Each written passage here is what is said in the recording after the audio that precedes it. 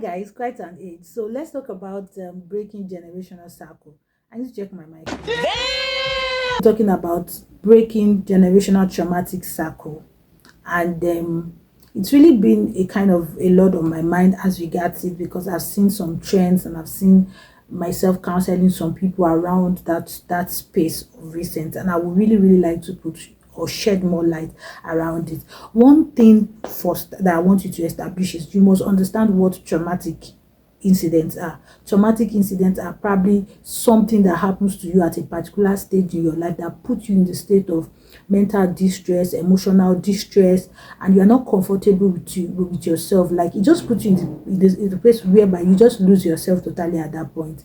And each time you remember that particular incident, there's this way it just changes your mood and puts you in a place where you really don't want to be as a sane person. Yes, as a sane person that you are. Yes, that you are. You don't want to be. I remember somebody discussing with me during one of our counseling sessions around how she's very scared of being a single parent, because her mom come from that space and she finds herself walking towards that space, and she's just so scared, and she's like, she has prayed a lot and she just don't know how to stop it and stuff like that. I've seen a guy talk to me around the space of seeing the dad being a failure in life and the dad not coming to that space of understanding that I have failed in certain space and I need to embrace it and become a better person. And I've seen that person out of that fear walking through that space again and wanting to also come out of that space. And one thing we don't know is that generational traumatic circles are real. They are real. They are very real. It's everywhere. It could be family circle, it could be whatever it may be, but whatever it is, if you find yourself in that space, or you find yourself walking towards that lane, or you find yourself in that space of experiencing the same thing, I think it's high time you see a therapist. Yes, see me. Stop it. Get some help. I'm here. Yes, see a therapist. Because whether you like it or not, everyone has one circle or the other that they want to break from their family.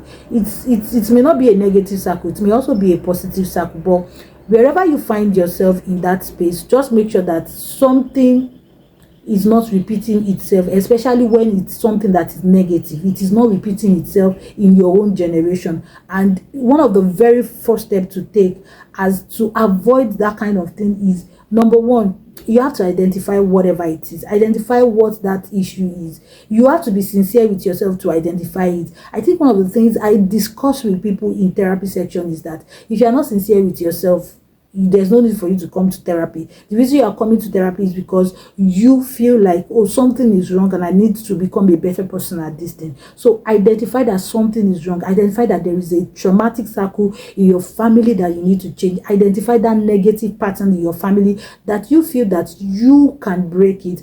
And moving from the place of identification, the second phase is the place of acceptance. Many people identify that something is wrong from a family circle, but they don't accept it. I tell you, it is very rare for you to see people that tend to like accept that I think I need a change. I think I need to break the circle. I think I need to do better. I think I can do better and things like that. Many people just feel like that is how we are in our family. You hear what's like, that's how we are in our family. You hear what's like, things like this just repeat itself in our family. You hear what like, oh, this thing is just normal in our family. My dear, some negative things should not be normal. Someone has to put a stop to it. And if someone is not thinking in that lane of putting a stop to it, there's no way a stop can come to it. I tell you, there's no way you can put a stop to it if you are not thinking in that lane. I would like to share more solutions around how to break generational traumatic cycles, but I will stop with this two, which is identification and acceptance. If you are not coming into that space of what I just said about it, I think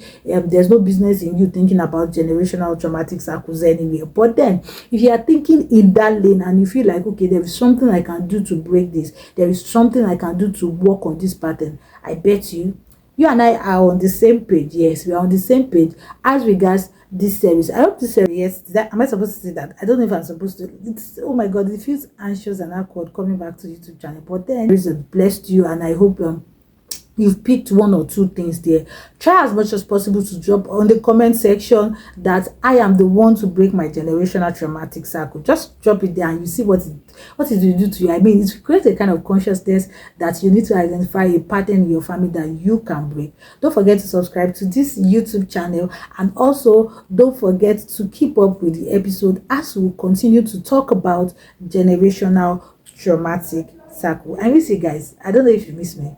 Bye bye. See you.